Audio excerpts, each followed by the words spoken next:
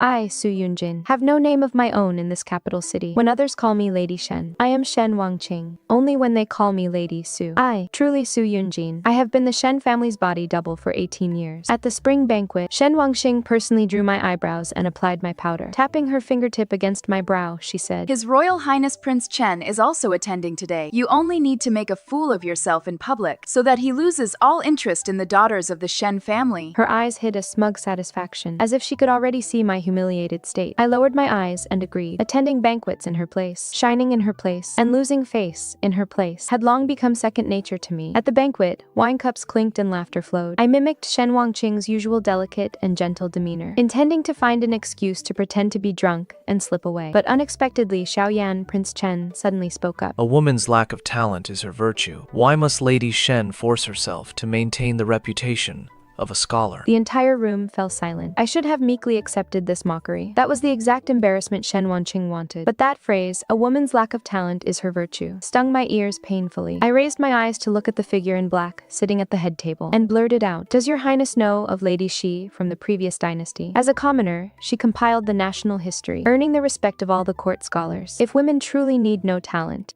why did the history books make a point of recording her name? The moment the words left my mouth, I regretted them. Prince Chen did not fly into a rage. He merely stared at me intently, his gaze seeming to pierce through Shen Wangqing's skin, to see the Su Yunjin underneath. After a moment, the corners of his lips curled up slightly. Interesting.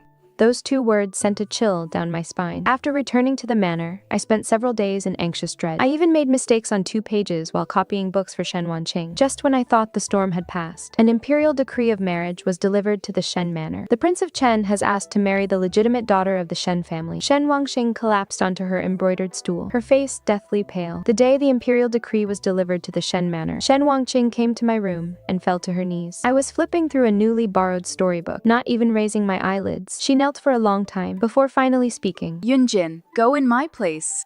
I turned a page without responding. I, Zhou Mingyuan and I. She bit her lip, keeping her voice extremely low. That day at the flower viewing, he and I had already pledged ourselves to each other. If I marry into the Prince Chen estate by imperial decree, and Prince Chen discovers something is wrong, the entire Shen family will be buried with me, including Nanny Zhao. I raised my eyes to look at her. This high and mighty legitimate daughter of the Shen family is now covered in tears. Kneeling before me, her double, she was laughably pathetic. You take my place at the wedding ceremony and deal with the wedding night. We will swap back on the day of the return visit. Once it is done, your indenture contract, I will return to you with my own hands. The words indenture contract made my fingertips pause. I have lived in the Shen manor for 18 years. In name, I am Shen Wangqing's double, but in truth, I was not even considered a proper maid. When Shen Wangqing did not want to study, she made me go. When she did not want to attend banquets, she made me go. When she did not want to deal with the tutors, she made me go. She would have me go. I won the title of the capital's most talented lady in her stead, and befriended all the young ladies and gentlemen in the capital for her. Yet all I got in return was just Nanny Zhao. Collected from the accounts office each month were those few taels of silver, and our indenture contracts had always been held in Shen Chongli's hands, and Nanny Zhao's. Give me hers as well. I put down the storybook and looked at her calmly. Shen Wangqing gritted her teeth. Fine. I lowered my eyes again and turned to the next page of the storybook. She thought I was hesitating, but in truth, I knew very well that this was Shen Wangqing's calculation and coercion. If I did not agree, with her temperament, she would never let the matter rest. I might as well use this marriage to take a gamble. Once I got the indenture contracts, I would take Nanny Zhao and flee far away, settling down in Linchuan. The money I had saved was enough to buy a small courtyard where we could grow vegetables, raise a few chickens, and write my own stories. In the future, I would never have to live under someone else's face again. I promise you. I heard my own voice, unusually calm. Shen Wangqing slumped to the floor in relief, a gleam flashing in her eyes that I could not decipher. Only later did I realize that gleam was murderous intent. From the very beginning, she never intended to let me leave alive. On the wedding night, I sat on the bridal bed covered in red silk. The face beneath the veil wore no makeup, nor did it wear that sallow mask. Shen Wangqing said that one must show their true face on the wedding night. Otherwise, it would be easy to blow our cover. Otherwise, it would be easy to expose the secret. I touched my own face. This face that was almost identical to hers, which was now burning slightly hot. The door was pushed open, and steady footsteps approached. I clenched my sleeves tightly, my heart beating like a drum. A bloodthirsty demon on the battlefield. If he realizes I am not Shen Wanqing. The veil was lifted. The candlelight was blinding. I looked up and met those pitch-black eyes. He was even more handsome than the rumors suggested. His sharp, chiseled face, under the glow of the red candles, seemed a bit softer. He glanced at me, without questioning, without doubt. He just slowly sat down by the bed, reaching out to remove the heavy phoenix crown for me. Are you tired? His voice was deep, carrying a hint of tenderness I couldn't quite understand. I froze for a moment, then quickly lowered my eyes, mimicking the timid and delicate manner Shen Wanqing had taught me. Your servant is not tired. The wedding ceremony was complete, and the two spent their wedding night together. In the dead of night, half awake and half asleep, I seemed to hear him softly call out, Yunjin. That name slipped from his lips, as light as a sigh. My whole body went stiff, but I didn't dare open my eyes. How could he know my real name? Nestled in his warm embrace, listening to his steady heartbeat, I thought dazzledly. Anyway, I'm using Shen Wanqing's identity. Once the customary post-wedding visit to the bride's family is over, I will fly far away. But why, when he called me Yunjin, did my heart skip a beat? I must have misheard. I closed my eyes and fell fast asleep. On the day of the return visit, I woke up before dawn. Prince Chen was still fast asleep. I got up quietly and changed into my usual clothes. In the bronze mirror, a face almost identical to Shen Wanqing's was reflected. I raised my hand and gently touched it. Before tonight, this face must be hidden. When the carriage came to a steady halt in front of the Shen residence, I saw from afar a corner of a lotus pink skirt peeking out from behind the rockery. Shen Wanqing, taking advantage of the moment Prince Chen was exchanging pleasantries with Shen Chongli. I excused myself to change my clothes and slipped into the rockery cave. She was already waiting there, clutching 2 pieces of paper in her hand, her face covered in thick powder. Did you bring them? I lowered my voice. She handed the 2 pieces of paper over. I examined them carefully by the light filtering through the crevices. Shen Chongli's private seal, the official seal. Not a single thing was missing. Nanny Zhao's copy was also there. The names, the dates, the red ink stamps, all perfectly clear. I tucked the indenture papers into my bodice, then slipped the jade bracelet off my wrist and handed it to her. Yours. Shen Wanqing hurriedly put on the bracelet, then fished that sallow mask out of her sleeve and threw it to me. I carefully applied it to my face in front of the bronze mirror, then let down my hair and combed it into the style of an ordinary maidservant. I pressed myself against the stone wall and waited for a long time, making sure no one was passing by. Before crouching down and slipping out, I jogged all the way back to the secluded courtyard where Nanny Zhao lived. The door was ajar. Nanny Zhao had already packed 2 bundles and was sitting on the edge of the bed waiting for me. Ah, did you get them? I nodded and handed her the indenture papers to look at. Her rough hands brushed over the red ink stamps on the paper, and her eyes suddenly welled with tears. 18 years. Let's leave quickly. I slung a bundle over my back, took her hand, and headed toward the back door. The back door was at the very end of the small courtyard. Pushing it open would lead straight to the alley. I could almost smell the fragrance of sweet osmanthus in Linchuan, and see that small courtyard with its vegetable garden, with a creek.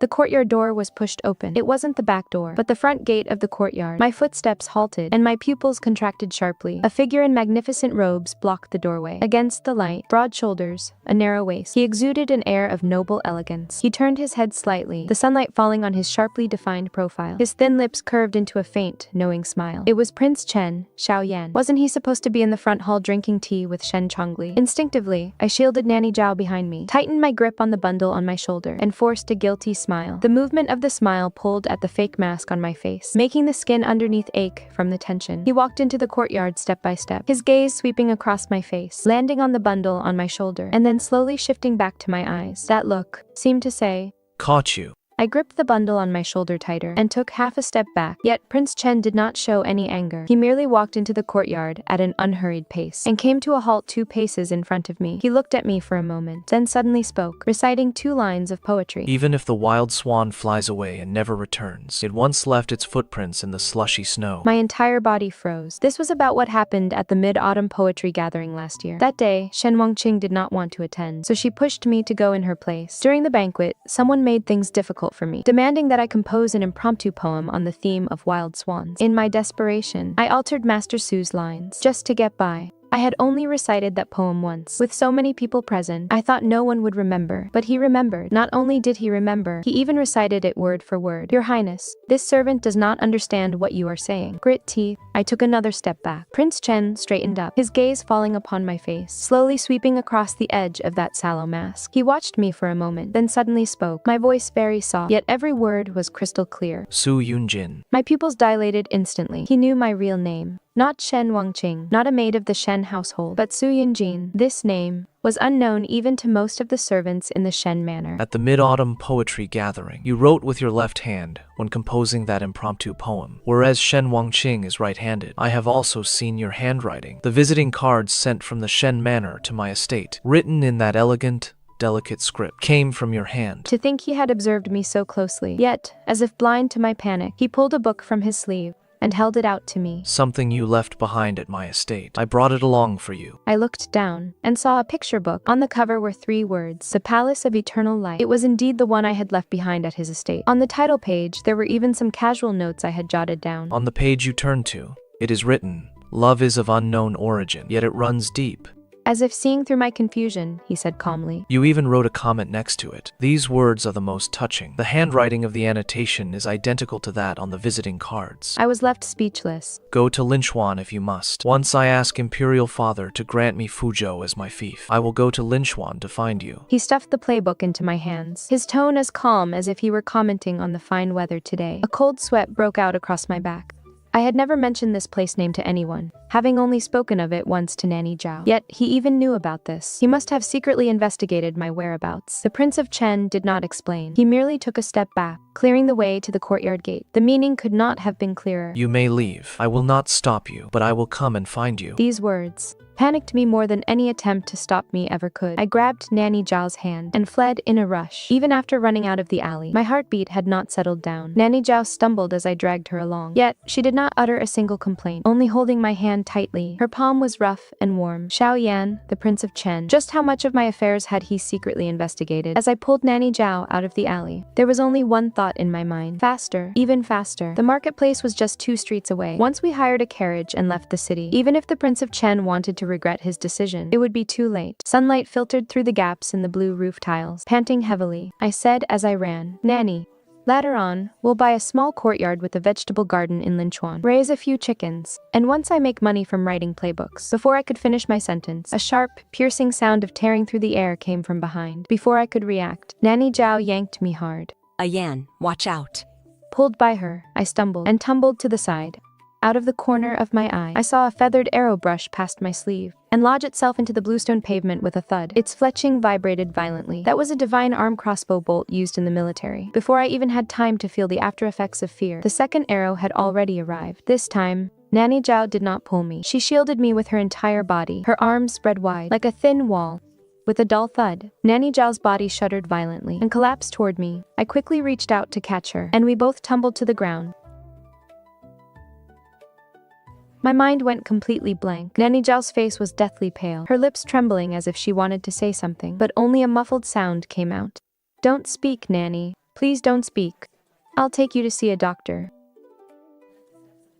My voice was trembling, and tears blurred my vision. The third arrow tore through the air. This time, it was aimed straight at my throat. Holding Nanny Zhao, I had no time to dodge at all. Fear pinned me to the spot. I could only watch helplessly as that arrow flew closer and closer. A cold gleam flashed. A long sword lunged from an angle, slicing the arrow in 2. The arrowhead was swept aside by the wind of the blade, lodging sideways into a gap between the bricks nearby. The remaining half of the arrow shaft was firmly caught by a slender yet powerful hand. It is a divine arm bow. The assassin has already retreated. An agile woman dressed in black squatted down in front of me. Your servant, Qing Yuan, by order of His Highness Prince Chen, to protect you in secret, miss. Prince Chen's person. He indeed knew all along that I would leave, so he arranged for someone to follow me. But I couldn't care about any of that right now. I grabbed her arm, my voice hoarse. Save her, please save Nanny Zhao. Qing Yuan looked down to examine Nanny Zhao's wound, her brow furrowed tight. There is something wrong with the arrow. Ordinary clinics cannot treat this. We must return to the prince's manor immediately. His Highness has the antidote. After she finished speaking, she tore off a piece of fabric from her hem and deftly gave Nanny Zhao a simple bandage to stop the bleeding. Then, she carefully picked her up. Miss, follow me. I picked up my scattered bundle and stumbled along behind her. The swift wind whipped past my ears, drying the tear stains on my face. But it could not blow away the fear and anger filling my heart. Who wanted to kill me? Those 3 arrows were clearly meant to end my life. Nanny Zhao took this arrow for me. If anything happened to her, I didn't dare think further. I only forced my legs to move faster, keeping up with Qingyuan's pace. The vermilion gates of Prince Chen's manor drew closer and closer, my hand gripping the bundle, almost dug into my flesh. Inside the guest room of the east courtyard, the physician was treating Nanny Zhao in the inner chamber. I clung tightly to the doorframe of the inner chamber, not even daring to breathe too hard. The divine physician Li Xian was a woman in her early 30s. She was inside for a long time, before finally lifting the curtain to come out. Fortunately, she was treated in time. The poison has not yet invaded her vital organs. She raised her hand to wipe the sweat from her forehead. However, what is needed to neutralize the poison is primarily a 1,000-year-old Lingjie mushroom, which is likely only to be found in the Imperial Palace. And we must hurry. If it is delayed too long, even the gods couldn't save her. 1,000-year-old Lingjie. I turned my head to look at Prince Chen. He was carefully examining the arrow, his brow slightly furrowed. After a moment, his brow smoothed out, as if he had already reached a conclusion. This prince will personally go to the palace. He turned and left immediately. I opened my mouth, wanting to say thank you, but my throat felt as if it were blocked, unable to make a single sound. When he reached the door, he suddenly looked back at me. His gaze was calm and reassuring, as if saying, "Don't worry, I am here." The door curtain fell, and his footsteps gradually faded away. Li Xian went back into the inner room to tend to Nanny Zhao. I kept watch outside the door alone, leaning against a pillar, my legs feeling weak. 1,000-year-old Lingjie. That was something only found in the Imperial Pharmacy. He, a prince, just to save my nanny. As I was lost in thought, a commotion suddenly came from the courtyard gate. This young lady is Prince Chen's newly wedded princess consort. I can't even enter my own guest rooms. It was Shen Wanqing's voice. My brow furrowed, and I stood up and walked to the courtyard gate. Sure enough, Shen Wanqing had changed into my old, blood-stained clothes, and was being blocked outside the gate by Qingyuan. Behind her stood her maid, Xiaokui. Xiaokui's fingers were still wrapped in bandages, and her eyes were full of resentment as she looked at Qingyuan. Without the prince's permission, no one is allowed to enter. Qingyuan held her sword across her chest, her voice icy cold. Shen Wanqing raised her chin. You, a mere servant, dare to block this princess consort. Servant again. I had heard this word in the Shen estate for 18 years. I should have been used to it by now, but hearing it from her mouth at this moment still made my heart ache with a sharp pain. I took a deep breath. Miss Shen? Nanny Zhao is gravely injured and in bed. She cannot bear any noise. If you have business, we can discuss it after I return to the prince's manor. When Shen Wanqing saw me, a flash of jealousy and hatred crossed her eyes. She lowered her voice. Su Yunjin, don't get ahead of yourself. You are nothing but a substitute raised by the Shen family. Ha ha ha. A creature of the shadows like you. She didn't finish her sentence, but her utter contempt was already plain for all to see. Her voice grew shrill again. And you dare to occupy my position. I clenched my fists, my fingernails digging deep into my palms. No wonder Shen Chongli never looked me in the eye. No wonder Nanny Zhao never let me call her mother. No wonder I didn't even know when my own birthday was. So it turned out there was another secret behind all of this. Miss Shen, mind your words. I will say what I want. She is just... Before Xiaokui could react, she was struck hard by Qingyuan, stumbling and falling heavily to the ground. Qingyuan blocked Shen Wanqing with her sword. Those who offend the princess consort shall be handed over to the court of state ceremonies by law. If you dare to be insolent again, do not blame me for being ruthless. Shen Wanqing took 2 steps back in fright, her face turning pale. I stood frozen in place, feeling cold all over. Shen Wanqing's words stirred up countless doubts in my heart. In a daze, I turned around, wanting to go back to the room to check on Nanny Zhao. But suddenly, a familiar sound of footsteps came from behind me. How long has this prince been away? For someone to dare bully my princess? The Prince of Chen's voice was deep, carrying an undisguised coldness. I turned around and saw him striding into the courtyard, holding a jade casket shrouded in cold mist. He didn't even spare a glance at Shen Wanqing, but walked straight up to me. He raised his hand to wipe away the tear stains from the corners of my eyes. The 1,000-year-old Lingjie has been retrieved. He spoke very softly. Nanny Zhao will be fine. I nodded, my throat too tight and sore to speak. He handed the jade casket to Li Xian, and then took my hand. Come, this prince will take you to the main hall. Some accounts need to be settled. His hand was dry and warm, holding mine very tightly, as if he was afraid I would run away. He led me through the corridor, and out of the corner of my eye, I caught a glimpse of Shen Wanqing's livid face. A thought suddenly arose in my mind. What on earth did those words of hers mean? Why had Nanny Zhao never mentioned it? Why was it that when Shen Chongli looked at me, besides disgust, there was also a trace of something I couldn't understand? Guilt. When the Prince of Chen led me into the main hall, it was already filled with people. Lord Lin, the Minister of the Court of State Ceremonial, sat solemnly on the left, with a teacup resting by his hand, his expression grave. Shen Chongli sat on the right. Seeing me enter, his eyes flickered, and he quickly looked away. Opposite him was Zhou Xian, the Marquis of Ningyuan, and his worthless son, Zhou Mingyuan.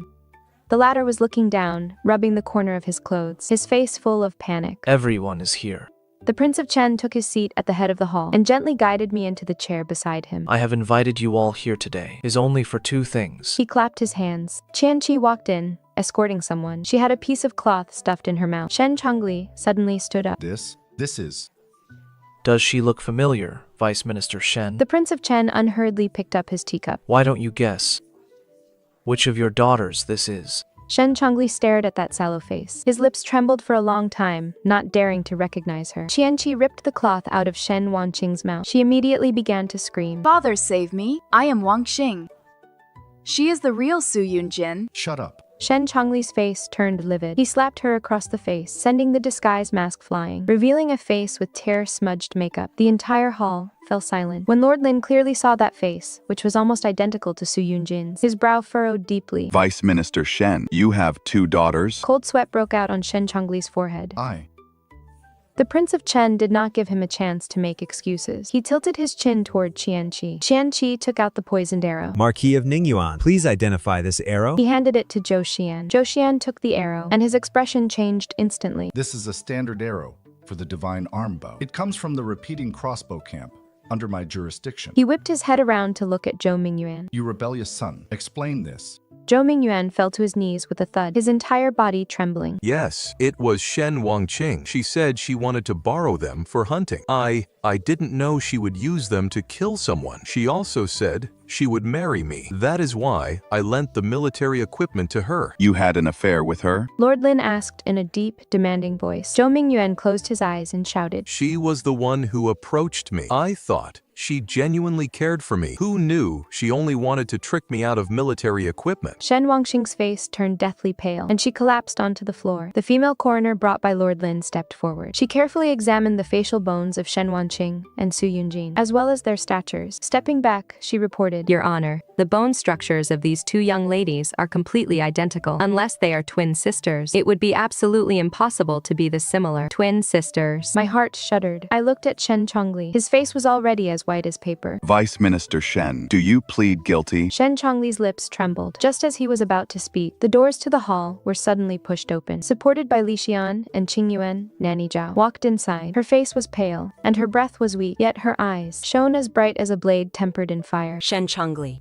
how do you still have the face to make excuses? Her voice was raspy, yet every single word fell heavy like iron. Back then, you despised Madam for giving birth to daughters twice in a row, so you kept a mistress outside while Madam was 9 months pregnant. You brought that woman into the manor. Madam was so enraged that she went into premature labor. She risked her life to give birth to twin daughters, only to pass away herself from the difficult labor. But look at you.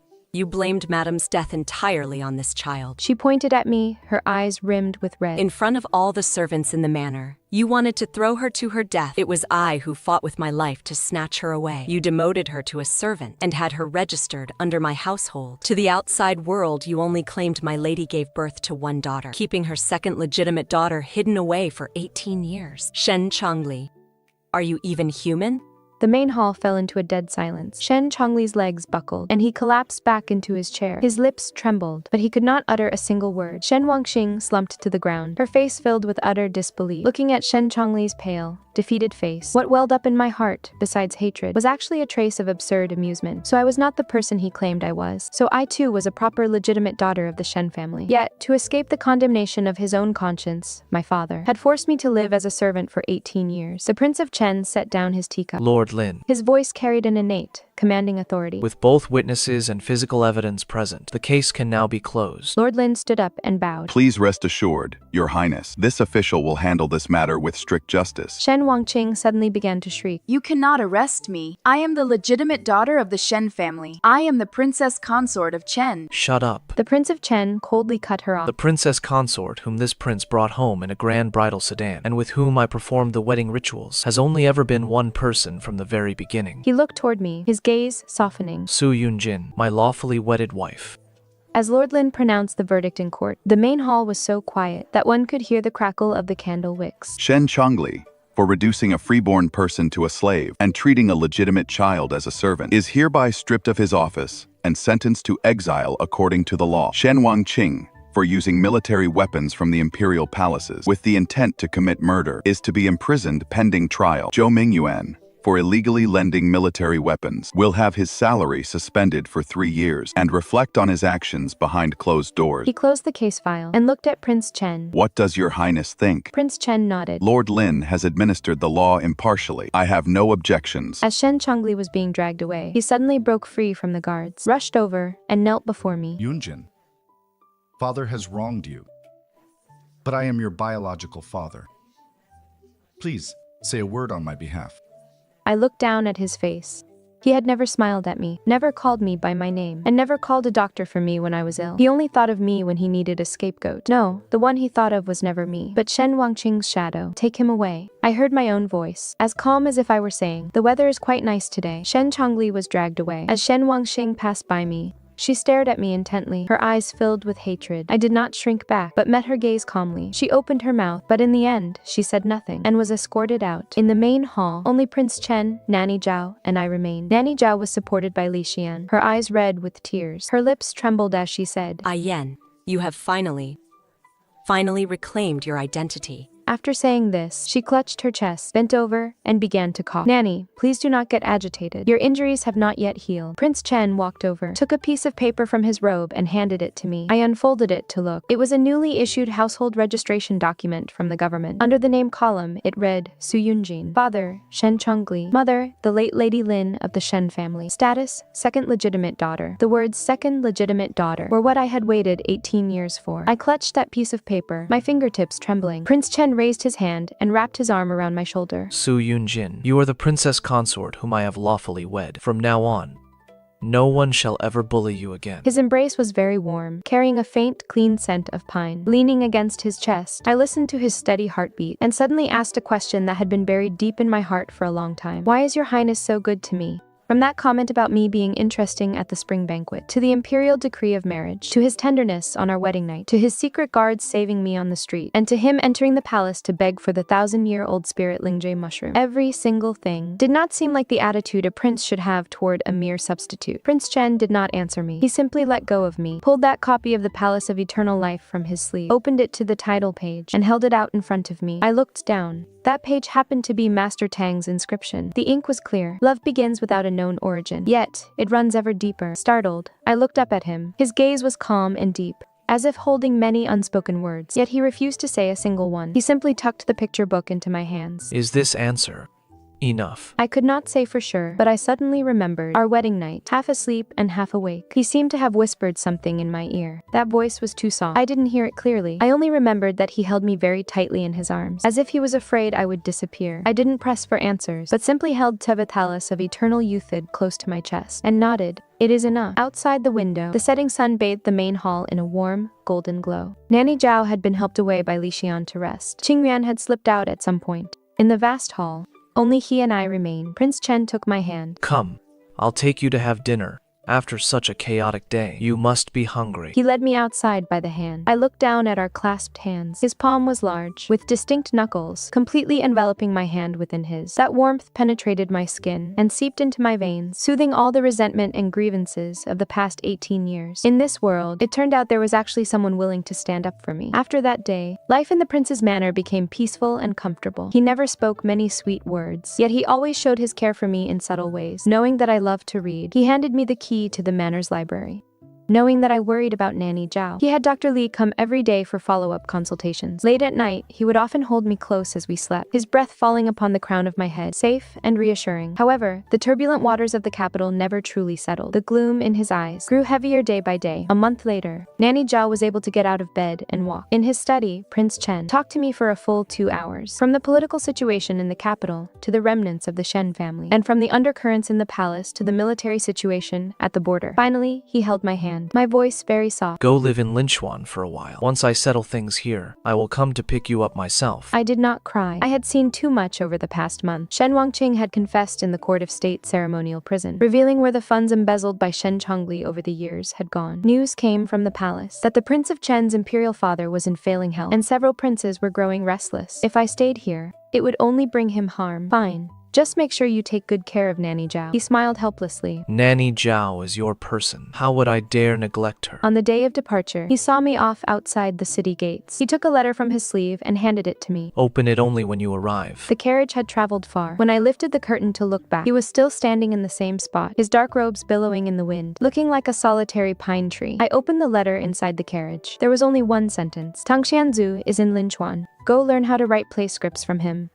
When I come, I want to read your very first volume. I smiled, but as I smiled, tears began to fall. Linchuan was a beautiful place, with picturesque mountains and rivers, and kind, gentle people. It was free from the intrigue and deception of the capital. Old Master Tang was an interesting elderly man. After reading a few of my practice pieces, he stroked his beard and said, The foundation is good, but it is too rigid.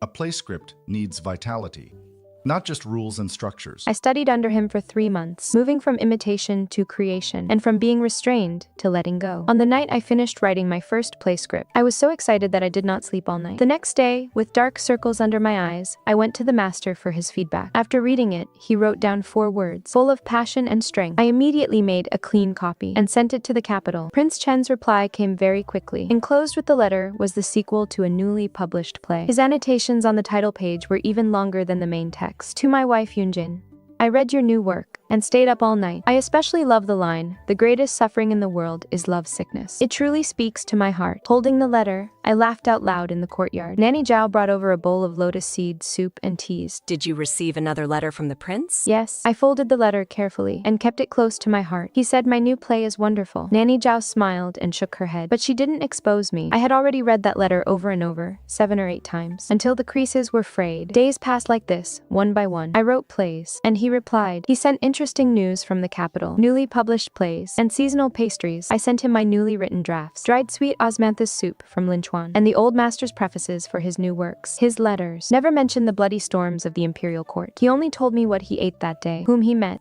and how he missed me, and I never asked. I knew what he was doing. The capital's gazette was delivered every month. It reported how many corrupt officials Prince Chen had investigated and prosecuted, how many rebellions he had suppressed, and how he calculated every move in the imperial court. He kept all those dangers and conflicts away from his letters. I only had to focus on writing my plays, and wait for him to come and get me. This wait lasted for a whole year. At dusk one day, a year later, I was gathering my books in the courtyard. The setting sun dyed the courtyard in gold. Nanny Zhao called me from inside the house to have dinner. Just as I stacked the last picture book, the wooden gate creaked open.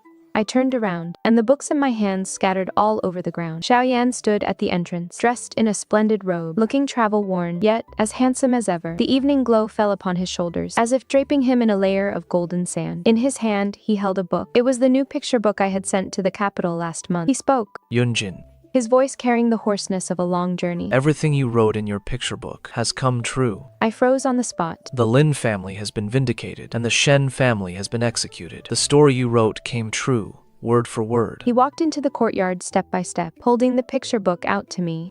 Except for one thing, which you wrote incorrectly. What? I heard my own voice trembling. He smiled, his eyes filled with an unbreakable tenderness. You said you wanted to be the princess consort of Chen, but now, you cannot be. My heart tightened. He took a scroll of silk from his sleeve and slowly unfurled it. Be my empress instead. For the rest of our lives, you shall be the one to hold the pen. Tears welled up and spilled over. I threw myself into his arms, burying my face against his chest, listening to that familiar heartbeat, beat after beat, steady and reassuring as always. Then for the chapters to come, will your majesty conceive them together with me? He let out a low chuckle. He swept me up into his arms. That is exactly my wish. The sun was setting in the west, the wooden gate half closed, the books scattered all over the courtyard, rustled softly in the evening breeze. Nanny Zhao came out of the kitchen with the dish, and seeing this sight, she smiled and slipped back inside.